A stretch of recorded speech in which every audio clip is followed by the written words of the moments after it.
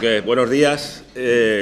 Comentaba que asumo la portavocía de forma accidental porque el portavoz del Gobierno, Alberto Gaitán, consejero de Economía, está en Madrid por un asunto de trabajo. Bueno, pues voy a dar cuenta de lo que se ha tratado en el Consejo de Gobierno de hoy, día 17 de enero.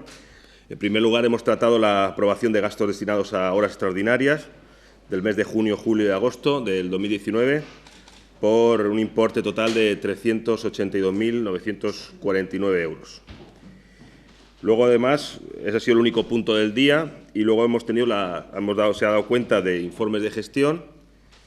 Por un lado, el encargo de la Consejería de Educación y Cultura a Traxa para el mantenimiento de centros públicos de educación infantil y primaria de la ciudad, de los que dependen de los 23 centros dependientes de la ciudad para este tema de mantenimiento, por un total de 136.800 euros. Y también ha dado cuenta la consejera de Fomento y Medio Ambiente del encargo a Traxa de asesoramiento técnico por valor de 110.000 euros.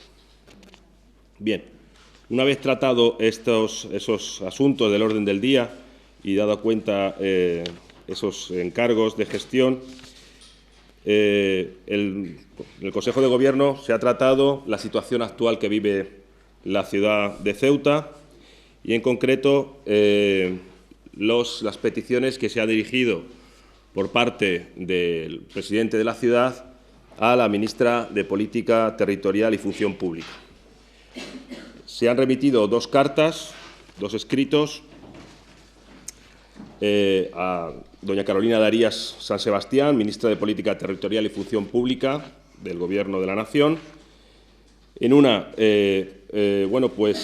solicitando una serie de medidas que ya desgranó en su momento el presidente de la ciudad, relacionados con asuntos de extrema gravedad para la ciudad, tal y como está la situación actual, que eran relativas a la cuestión de menores, la cuestión de las dotaciones policiales, el tema de las ayudas que se han dejado de percibir relativas a la producción de agua y los gastos extraordinarios originados por la frontera.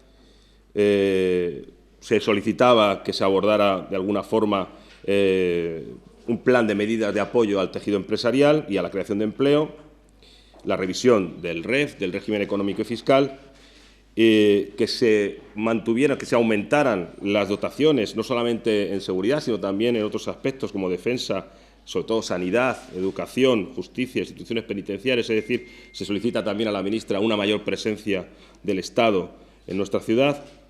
Y, por último, se hablaba también de atender de forma, establecer una garantía para que no nos ocurra lo que ha ocurrido, en este caso, con las ayudas para atender necesidades estructurales. Esa es una de las cartas que se ha enviado a la ministra, y la otra carta era relativa a un tema más concreto, que es el tema de los menores extranjeros no acompañados. En esta carta se recuerda también a la ministra, se le informa de la situación de extrema gravedad, de emergencia que vive la ciudad con el elevado número de menores extranjeros no acompañados, que ha crecido un 70% en los últimos 4 meses, y es una llamada casi de socorro ante la dificultad o la imposibilidad. Estamos sobrepasados por la situación de estos datos, de esta llegada masiva de niños, de menores no acompañados en los últimos meses.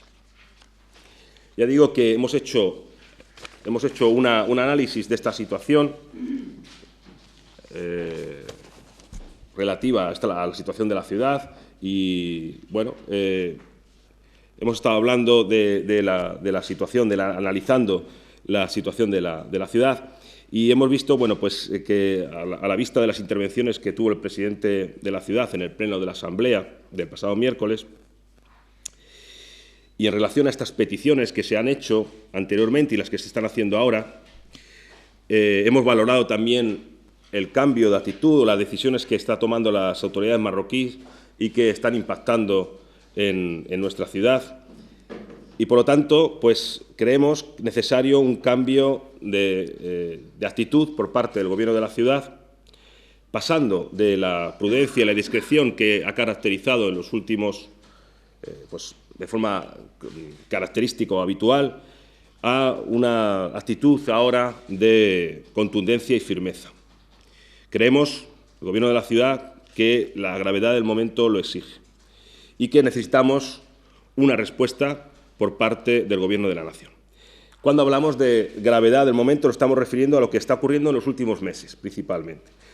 En primer lugar, desde el mes de julio, este mes de julio pasado, las autoridades marroquíes han tomado una serie de decisiones y de medidas que han redundado en el perjuicio del comercio local.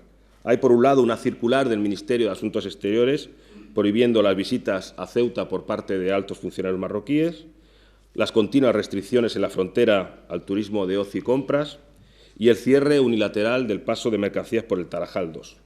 Decisiones todas ellas que solo pueden tener una explicación, a nuestro entender, que es el intento de asfixiar al comercio local, que es nuestra principal fuente de actividad productiva y de empleo. Coincidiendo en el tiempo, en los mismos meses, por tanto, se produce además un incremento espectacular e insoportable de la inmigración irregular, tanto de adultos como de menores. Como ya he dicho anteriormente, en el caso de los menores, el incremento ha sido de un 70% en los últimos 4 meses, lo que ha colapsado y desbordado las capacidades que tiene la ciudad, convirtiendo este problema en un asunto de verdadera emergencia. Finalmente, además, hemos tenido en los últimos meses la desafortunada noticia del incumplimiento por parte del Gobierno de la Nación del compromiso que tenían para atender las ayudas que esta ciudad recibe para sufragar los costes de funcionamiento de la planta desalinizadora y determinados gastos asociados con el singular hecho fronterizo. Por lo tanto, cuando decimos que no ha habido respuesta por parte del Gobierno, que entendemos que no ha existido, nos estamos refiriendo a que en los últimos meses se les ha hecho llegar de forma reiterada e insistente este tipo de los problemas que he comentado, las contingencias que se han apuntado anteriormente, sin lograr la más mínima reacción. No es ninguna exageración que han caído en saco roto todas las peticiones que desde la prudencia y discreción hemos realizado hasta este momento. Ha caído en saco roto la petición sobre la necesidad de reforzar las dotaciones policiales en la frontera. También ha caído en saco roto la petición de auxilio para atender la cruda y grave problemática de los menores no acompañados. En saco roto también ha caído la petición sobre reconocimiento mediante acuerdo del Consejo de Ministros de las comentadas anteriormente ayudas a la producción del agua y para cubrir las necesidades relacionadas con nuestra frontera. Además, hemos llegado a la conclusión de que podemos estar cerca de un punto de no retorno respecto a la supervivencia de nuestra ciudad y que ello exige una reacción decidida, enérgica e inmediata por parte de quien puede y quien debe darla, que es el Gobierno de la Nación y las Cortes Generales, siempre en defensa de nuestra soberanía e integridad. Entendemos que la situación actual es una cuestión de emergencia nacional. Si alguien tiene alguna pregunta. Perdón, ¿usted se ha referido a si podemos estar en un punto de no retorno para el sector comercial o para la ciudad entera? Punto de no retorno para la supervivencia de la ciudad. Ha hablado de un cambio de la postura del Gobierno, pero llevan meses pidiendo a Madrid que actúe y Madrid no ha actuado. ¿Cuál es el siguiente paso? Pues tenemos que seguir insistiendo en esa línea, es decir, seguir reivindicando, seguir yendo a Madrid para conseguir que se atiendan nuestras necesidades y, sobre todo, que Madrid tenga conciencia, el Gobierno central tenga conciencia o atienda esas necesidades que son absolutamente perentorias. Yo creo que la situación que vive la ciudad actualmente no se ha dado es difícil de buscar históricamente una situación similar. Ha hablado de un cambio de actitud, de prudencia y discreción a contundencia y firmeza. ¿En qué se va a ver reflejada esa contundencia y esa firmeza? Bueno, en primer lugar, creo que esta declaración y esta petición a la ministra creo que es un cambio claro. Es decir, se han hecho llamamientos, se han contactado con el Gobierno antes en funciones, ahora ya el Gobierno de la Nación, Se ha contactado siempre desde la discreción, desde la prudencia, solicitando esas ayudas, solicitando que el Estado intervenga y actúe en esta situación, siempre desde la lealtad institucional y de una forma discreta. No hemos recibido ninguna respuesta positiva, sino todo lo contrario. El caso de los 7,2 millones es un indicador, es simbólicamente una dejación con respecto a lo que está sucediendo en la ciudad. Mientras que el Gobierno de la Nación está entretenido en hablar con Torra o con es un señor inhabilitado, a nosotros, pues al Gobierno de Ceuta, a los ceutíes, a la ciudad, pues parece que la obvia o incluso la castiga de alguna forma con esa postura respecto a unas ayudas que ya estaban comprometidas. Es decir, no es tanto ya la cuestión, la cuantía de las ayudas, que por supuesto es una cuantía importante para un presupuesto como el nuestro, sino es la simbología que lleva con eso. ¿Quiere decir que, bueno, si ya han enfocado todas sus conversaciones con Madrid, se ha roto el diálogo con la delegación del Gobierno aquí en Ceuta o consideran que... Nosotros no vamos a romper diálogo con nadie. O sea, nosotros necesitamos dialogar con todas las instituciones y mantener esas relaciones, evidentemente. Necesitamos que la delegación actúe. Sí, nosotros vamos a estar siempre dispuestos a mantener toda la cooperación posible y necesaria con todo el resto de las administraciones, la del Estado y, por supuesto, con la delegación. Otra cosa es que la delegación, bueno, pues responda o sea capaz de dar salida a esta situación o atender nuestras necesidades, que, como hemos visto anteriormente, no ha sido así. Pero bueno, nosotros no vamos a romper contactos con nadie ni vamos a romper diálogo con nadie. Hay que hablar con todo el mundo y hay que intentar, por todo esto, por el bien de Ceuta, claro, que es el objetivo final.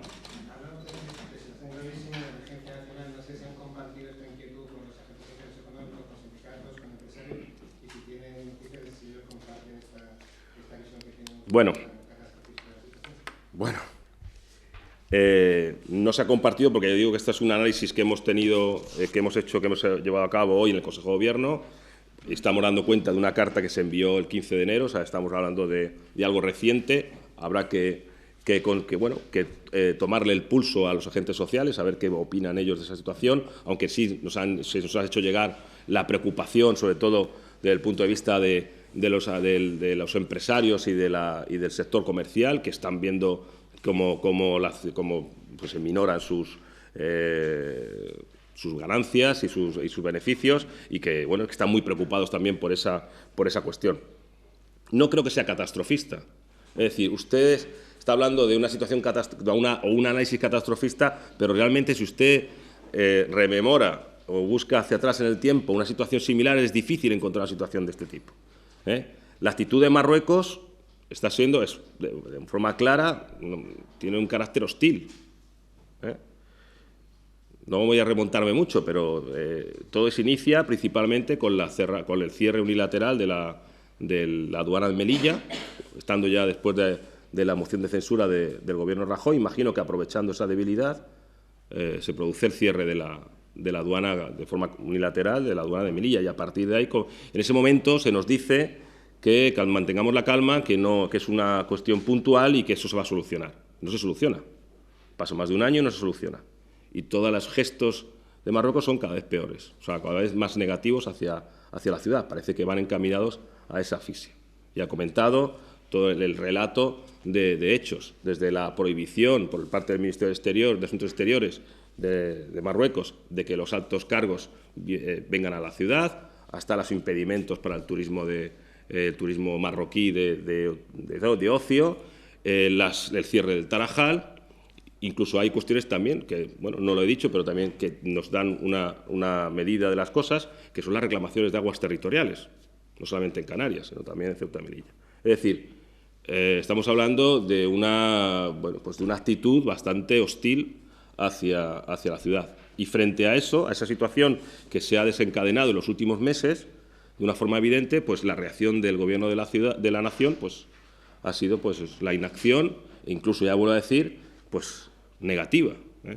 Negativa. La simbología, lo simbólico que supone negar en noviembre ya, porque hasta noviembre nos fueron nos fueron dando largas o nos fueron dando, digamos, calmando, diciendo que no se preocuparan, que no nos preocupáramos, el secretario de Estado, que no nos preocupáramos que ese dinero iba a llegar, pues en noviembre dicen que ya no llega, después de las elecciones.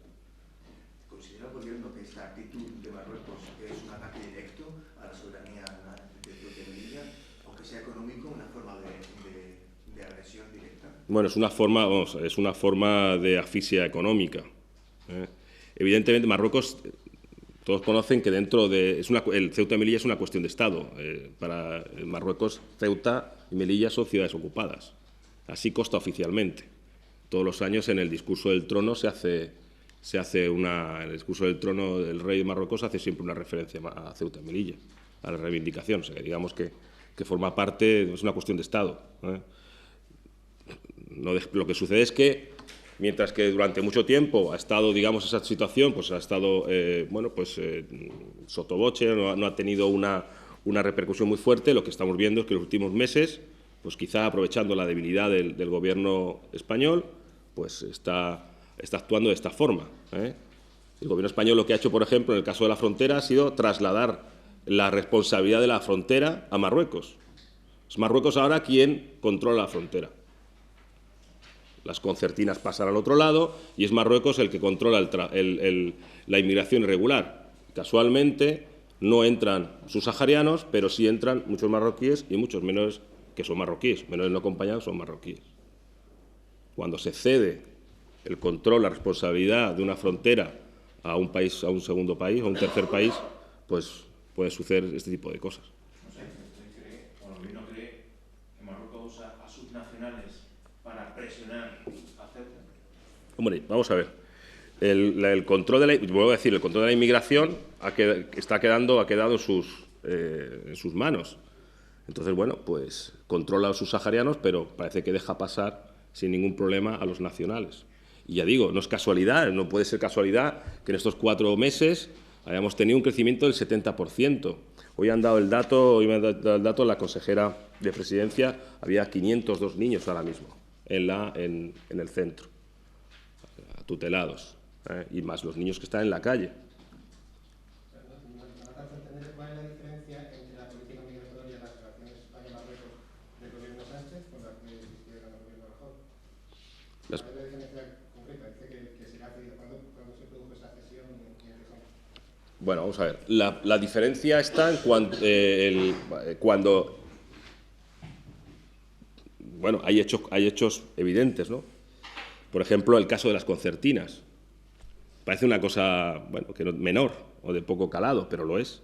Es decir, cuando España quita sus concertinas y las traslada al otro lado, porque las traslada, las financia el traslado de las concertinas a la parte marroquí, comienza, de alguna forma, lo que hace es ceder, está de forma clara, evidentemente, cediendo a Marruecos el control de la inmigración.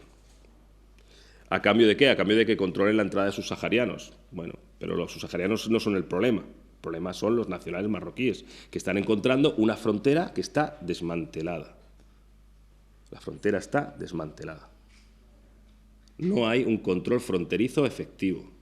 Los niños entran con adultos y los adultos vuelven otra vez a Marruecos y los niños se quedan aquí.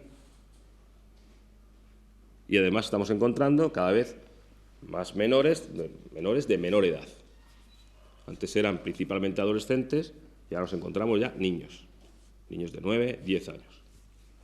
Pero eso ya ocurría desde hace años. Sí, ocurría de hace años, pero no de la forma, no con la intensidad que está ocurriendo en los últimos 4 meses. ¿Por qué sucede justo en estos 4 meses? ¿Por qué no ha sucedido en otros momentos? Eso es lo que... Ahí está... Si usted cree las casualidades, pues bien. ¿Cómo se considera esto con los datos del Ministerio que dicen que hay supuestamente menos inmigrantes en Ceuta? Pero inmigrantes, ¿qué considera inmigrantes? Claro, es decir, hay menos entrada de subsaharianos, por supuesto, han controlado el tránsito, o sea, la entrada de subsaharianos. Y si recuerda esos datos, habla de residentes en el CETI, de entradas en el CETI. El marroquí es que no está contabilizado aquí como inmigrante. Aquí no hay control. O sea, vamos a ver, los marroquíes que están aquí en la ciudad que pasan porque, bueno, la frontera es permeable y hay el acuerdo famoso que ustedes conocen, para los residentes en Tetuán, no contabilizan como inmigrantes. Y los menores son menores no acompañados. Los menores no acompañados no están en esa estadística. En esa estadística solo están los subsaharianos que llegan al CETI. Claro, reduce, porque con Marruecos controla la entrada de subsaharianos, y la controla porque, bueno, les interesa controlarlo y lo controla. Y controla la entrada de subsaharianos. Cuando no le interesa controlarlo, no lo ha controlado. También tengan ustedes eso en cuenta. Recuerden las avalanchas en momentos concretos delicados desde el punto de vista político, ¿no? Entonces Marruecos controla la entrada de subsaharianos, pero está permitiendo que entre sus nacionales.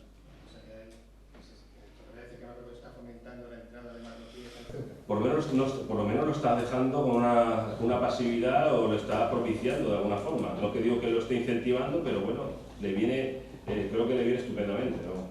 Se quita un problema de encima y nos traslada un problema a la ciudad, una ciudad como la nuestra, que es una ciudad muy limitada desde el punto de vista estructural, desde el punto de vista con unos condicionantes muy fuertes, y bueno, pues es una presión pues ya casi insostenible.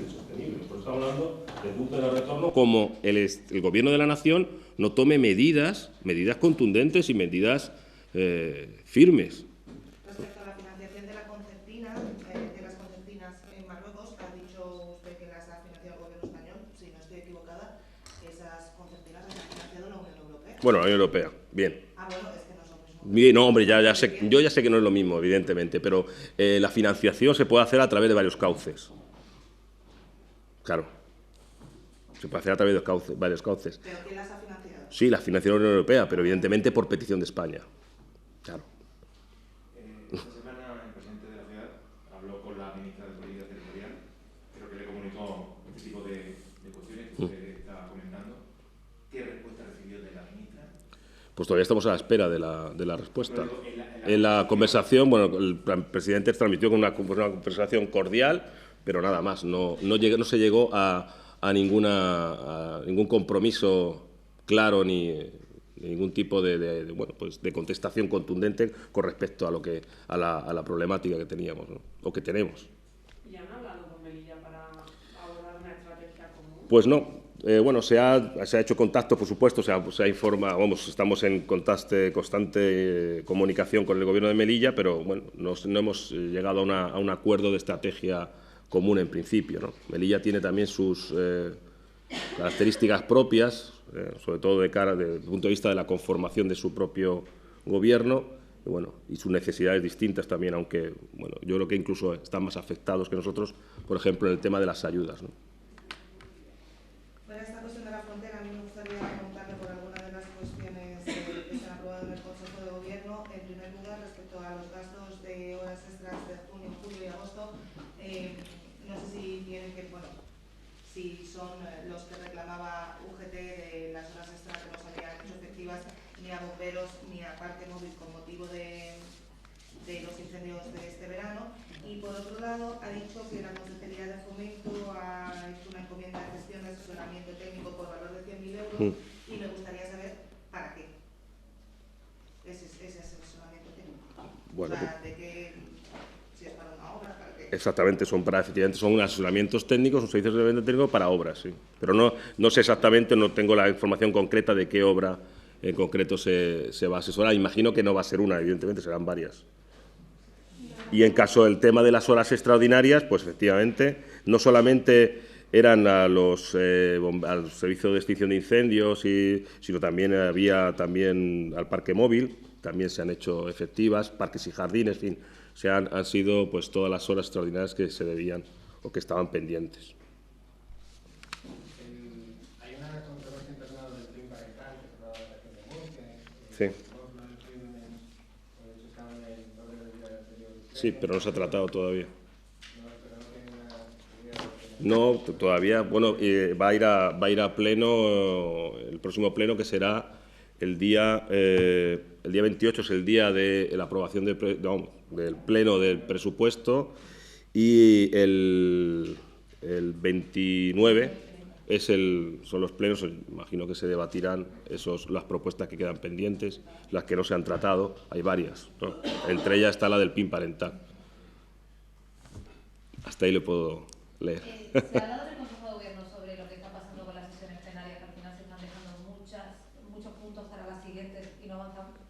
Ya, tiene que ver, es que lo que sucede es que hay muchas propuestas, hay un exceso de propuestas, a pesar de que en principio se hizo una autolimitación o se limitaron el número de propuestas, lo cierto es que hay muchas y luego además hay algunas en las que ha generado un debate muy largo y eso incide en que no dé tiempo pues a tratarlas todas, ¿no?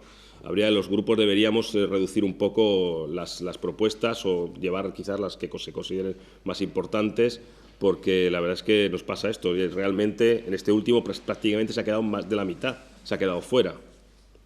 Pero hay un reglamento, ese reglamento entonces no se está haciendo como se está... Sí, lo que sucede es que, bueno, hay un reglamento y hay unos tiempos marcados, lo que sucede es que evidentemente luego en el fragor del debate pues se utiliza más tiempo del que está marcado y al final, bueno, pues tampoco es cuestión de ir cortando a los diferentes portavoces la posibilidad de que expongan sus razones y de que haya réplicas y demás, ¿no? De hecho, por ejemplo, en el pleno último de ordinario, una de las cosas que tardó mucho tiempo fue la cuestión de la ordenanza, de la nueva ordenanza de medio ambiente, en fin, bueno, hay algunos asuntos que van alargando el tiempo, ¿no? ¿Alguna cuestión más? Bueno, pues muchas gracias. ¿Lleva qué? No sé, eso ya... Eso tienes que preguntar a los proponentes del PIN.